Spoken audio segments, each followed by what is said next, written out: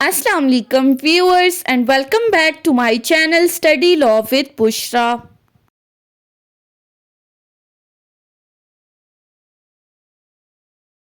So we were discussing Land Revenue Act 1967 and in today's video we are going to discuss the topic of sale of movable property and perishable articles.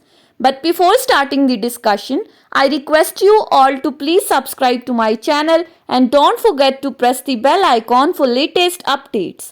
Do share this video with your friends and don't forget to comment your feedback. So let's move towards the discussion.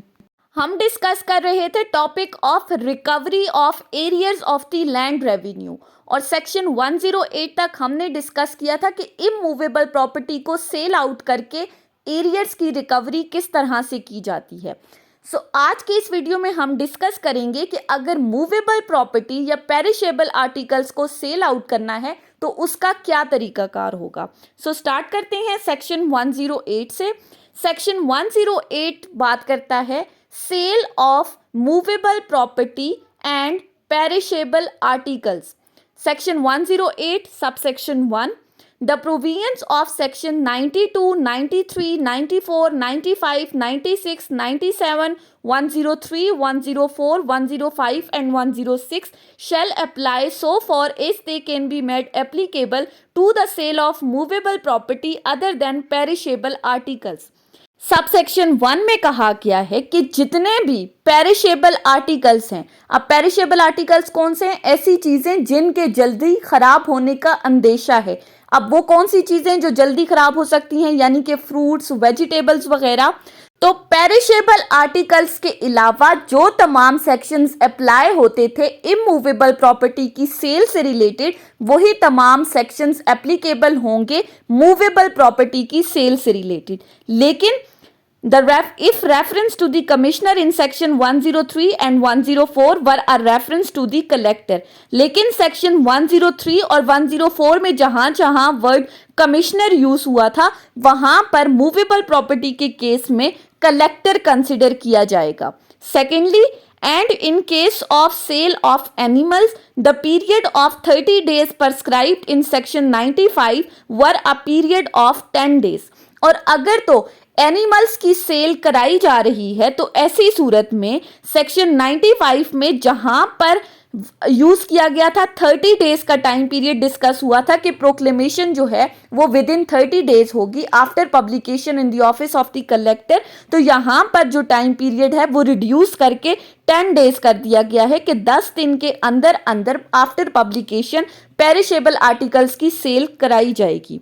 Subsection 2, the perishable articles shall be sold by auction with the least possible delay in accordance with such order as may from time to time be made by the collector either generally or specially in that behalf, and the sale of such articles shall be finally concluded on the spot by the officer conducting such sale and shall not require confirmation। Subsection 2 कहता है कि जो perishable articles को sell out किया जाएगा वो by way of the auction कराया जाएगा और जितना जल्दी हो सके, मतलब इसमें डिले की कोई गुंजाइश नहीं है, जितना जल्दी हो सके इनकी ऑक्शन जो है वो करवाई जाएगी।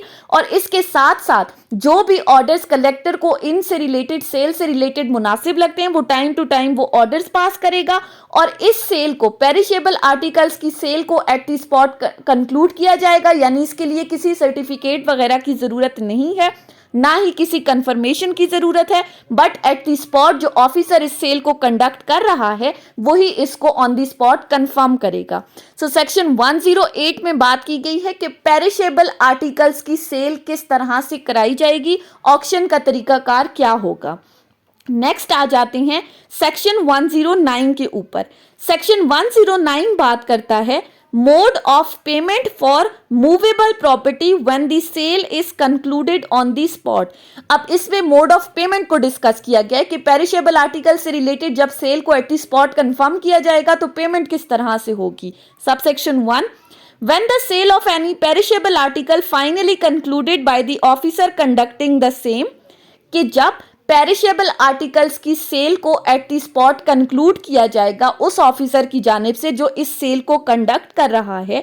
The price of every lot shall be paid at the time of the cell.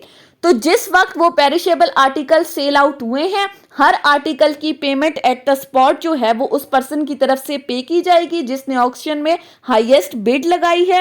And as soon as thereafter the said officer may fix in default of such payment the property shall forthwith be put to auction again.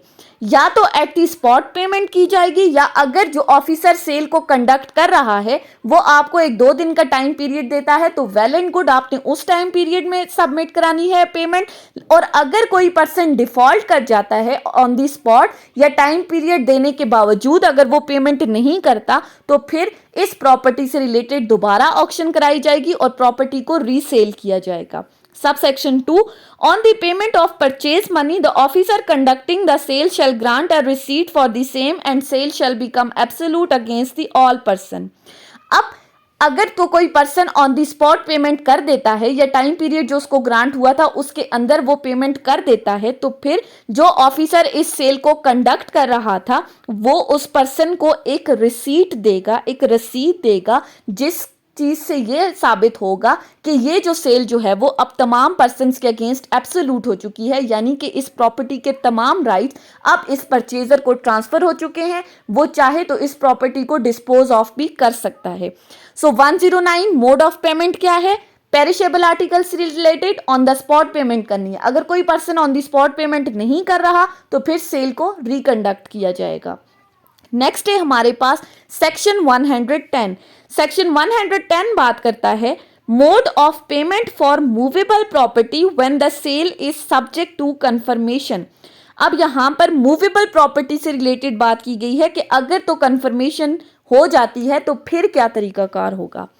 In case of sale of movable property other than perishable article, the party who is declared to be purchaser shall be required to deposit immediately 25% of the amount of his bid.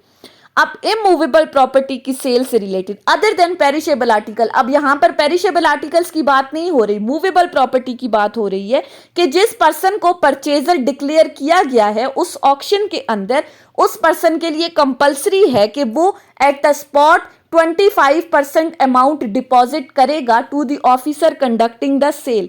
यानी कि जो cell की amount है उसका 25% वो on the spot submit करेगा and in default of such payment the property shall be put to auction again. और अगर कोई पर्सन ऑन द स्पॉट ये 25% जमा नहीं कराता, वो डिफॉल्ट कर जाता है तो फिर उस प्रॉपर्टी के ऊपर दोबारा ऑक्शन करवाई जाएगी। Subsection 2. The full amount of purchase money shall be paid by purchaser before the close of 7th day after he is informed of the sale having been confirmed. बाकी की जो अमाउंट है यानी कि बाकी का जो 75% है वो उस परचेजर की जानिब से विद इन 7 डेज डिपॉजिट किया जाएगा। यानी कि जिस दिन से ये सेल कंफर्म हुई है उस दिन से 7 दिन के अंदर अंदर रिमेनिंग अमाउंट इस परचेजर की जानिब से सबमिट कराई जाएगी। And if the sale be a holiday then before the close of first working hour after such day. और अगर तो जो लास्ट डे था 7 डेज का जो लास्ट डे है अगर वो कोई छुट्टी का दिन है तो फिर ऐसी सूरत में उस छुट्टी के बाद जो नेक्स्ट वर्किंग डे है वो लास्ट डे कंसिडर किया जाएगा और उस दिन भी अगर कोई अमाउंट डिपॉजिट करता है तो वो अमाउंट डिपॉजिट हो जाएगी। Subsection 3. On the receipt of full amount of purchase money, the purchaser shall be granted a receipt of the sale and the sale shall become absolute as against all the persons. अब जैसे ही ये purchaser अपनी तमाम amount of money deposit कर देगा उस officer के पास जो इस सेल को कंडक्ट कर रहा है तो फिर उस पर्सन को एक रसीद दी जाएगी जिससे ये साबित होगा कि ये सेल जो है वो एब्सोल्यूट हो चुकी है, ये बंदा इस प्रॉपर्टी का ऑनर बन चुका है, तमाम राइट्स जो हैं वो इसको ट्रांसफर हो चुके हैं। सो सेक्शन 110 ए मूवेबल प्रॉपर्टी की सेल से रिलेटेड मोड ऑफ पेमेंट को डिस्कस कर रहा था। नेक्स्ट है हमारे पास सेक्शन 111। सेक्शन 111 बात करता है प्रोसीड्स ऑफ सेल, यानी कि जो प्रॉपर्टी सेल आउट की गई है उससे जो अमाउंट ऑफ मनी रिसीव हुई है उसको किस तरह से यूटिलाइज किया जाएगा। Sub section 1 when any sale of movable property under this chapter has become absolute or when the sale of immovable property has been confirmed, the proceed of the sale shall be applied in the first place to the payment of arrears, including the cost for the recovery due to the government from the defaulter at the date of confirmation of the sale. Subsection 1 में कहा जा रहा है कि इस chapter के अंदर जब मूवेबल प्रॉपर्टी की सेल एब्सोल्यूट हो जाएगी या इमूवेबल प्रॉपर्टी की सेल को कंफर्म कर दिया जाएगा, तो जो प्रोसीड्स ऑफ द सेल हैं, यानी कि जो अमाउंट ऑफ मनी रिसीव हुई है इस सेल से, सबसे पहले तो इस अमाउंट ऑफ मनी से जो लैंड रेवेन्यू के एरियर्स हैं उनको रिकवर किया जाएगा और इन एरियर्स को रिकवर करने पर जितनी भी कॉस्ट आई है सबसे पहले वो कॉस्ट भी निकाली जाएगी and whether the areas are of the land revenue or of the sum recoverable as areas of the land revenue, या तो जो उस लैंड रेवेन्यू के एरियर्स के ऊपर कोई सम है तो वो चीज भी रिकवर कराई जाएगी and the surplus if any shall be paid to the person whose property has been sold. और फिर जो सरप्लस अमाउंट है यानी कि एरियर्स की कॉस्ट की सम्स की रिकवरी के बाद जो अमाउंट बच जाएगी वो उस डिफॉल्टर को दे दी जाएगी जिसकी प्रॉपर्टी को सेल आउट करके इन एरियर्स को रिकवर किया गया था. And if the property sold was owned by one or more person then the owners either collectively or according to the amount of their interest as the collector thinks fit. और अगर तो property का honour एक से ज्यादा है जो property sell out की गई है, तो फिर ऐसी सूरत में उन ऑनर्स में कलेक्टिवली या फिर जिसका जितना इंटरेस्ट आ रहा है उस प्रॉपर्टी के अंदर ये चीज कलेक्टर डिसाइड करेगा और फिर उनके रिस्पेक्टिव शेयर्स के अकॉर्डिंग ये अमाउंट ऑफ मनी उनमें तकसीम की जाएगी. सो अभी तक हमने क्या कहा, sale proceed of the sale से क्या होगा, पहले एरियर्स रिकवर होंगे, कॉस्ट रिकवर होगी और उसके बाद सरप्लस अमाउंट डिफॉल्टर्स में सब डिस्ट्रीब्यूट कर दी जाएगी. Subsection 2, the surplus shall not except under the orders of the court be paid to any creditor of the person whose property has been sold. कि ये जो सरप्लस अमाउंट है, अगर कोई थर्ड पर्सन आकर ये कहता है कि इस प्रॉपर्टी के अंदर मेरा भी कोई इंटरेस्ट था, सो ये सरप्लस अमाउंट ऑफ मनी मुझे भी डिस्ट्रीब्यूट की जाए, तो वो अमाउंट ऑफ मनी उस वक्त तक उस बंदे को नहीं दी जाएगी जब तक कि वो कोर्ट की तरफ से कोई डिक्री लेकर नहीं आता कि इस प्रॉपर्टी के अंदर मेरा शेयर था, लिहाजा ये अमाउंट ऑफ मनी मुझे मिलनी चाहिए.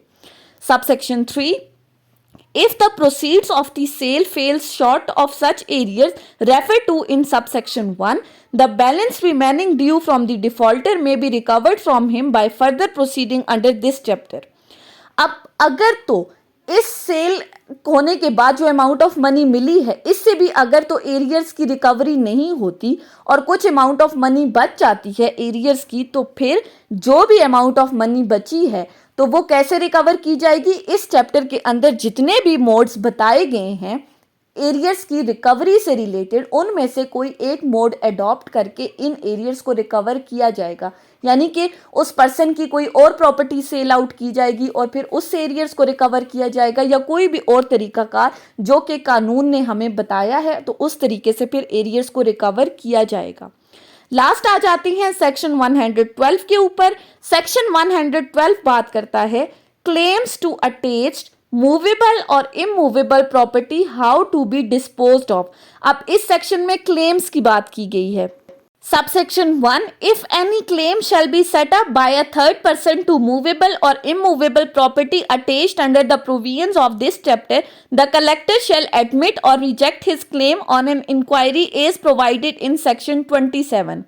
सबसेक्शन 1 में कहा जा रहा है कि अगर कोई थर्ड पर्सन अपना कोई क्लेम लेकर आ रहा है उस मूवेबल या इमूवेबल प्रॉपर्टी के ऊपर जिसको सेल आउट किया जा रहा है for the purpose of recovery of the arrears of the land revenue, तो उसका ये क्लेम कलेक्टर की जानिब से एडमिट या रिजेक्ट किया जा सकता है, लेकिन after conducting an inquiry under section 27 of land revenue act 1967. लेकिन कलेक्टर सेक्शन 27 के अंडर इंक्वायरी कंडक्ट करेगा. सेक्शन 27 क्या है हम ऑलरेडी डिस्कस कर चुके हैं कि ये इंक्वायरी बिल्कुल जुडिशियल प्रोसीडिंग्स के अकॉर्डिंग ही होगी और इस इंक्वायरी को कंडक्ट करने के बाद अगर वो समझता है कि इसका कोई इंटरेस्ट है तो उसके क्लेम को एक्सेप्ट किया जाएगा. Subsection 2, if the claim be admitted wholly or partly, the property shall be dealt with accordingly, except in so far as it is admitted, the property shall be sold and the proceeds shall be disposed of in accordance with the provisions of section 111. और अगर तो उसका claim admit कर दिया जाता है collector की जानिब से, चाहे पूरा का पूरा क्लेम एडमिट हो रहा है या उस क्लेम का कुछ हिस्सा एडमिट किया जा रहा है, तो फिर प्रॉपर्टी को उसके अकॉर्डिंग डील किया जाएगा जो क्लेम वो कर रहा है, जिस हद तक उसका क्लेम एडमिट हुआ है, और जो प्रोसीड्स ऑफ द सेल हैं इन प्रॉपर्टी से रिलेटेड वो बिल्कुल उसी तरह डिस्पोज ऑफ किए जाएंगे जो सेक्शन 111 में बताया गया है कि सरप्लस अमाउंट से क्या होगा, बाकी की अमाउंट से क्या होगा, वो हम ऑलरेडी डिस्कस कर चुके हैं.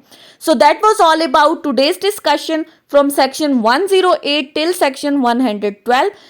सो इसी वीडियो के साथ आज हमारा recovery of arrears of the land revenue का टॉपिक कंप्लीट हो चुका है. नेक्स्ट वीडियो में हम इंशाल्लाह recovery of the other demands को डिस्कस करेंगे. So that was all about today's lecture. I hope कि आपको ये लेक्चर समझ में आया होगा. अगर आपने इस वीडियो को अटेंटिवली सुना है तो अगर आपको ये वीडियो अच्छी लगी है तो इस वीडियो को लाइक करें, कॉमेंट करें और चैनल को जरूर सब्सक्राइब करें. Thank you so much for watching this video. Till then, अल्लाह हाफिज.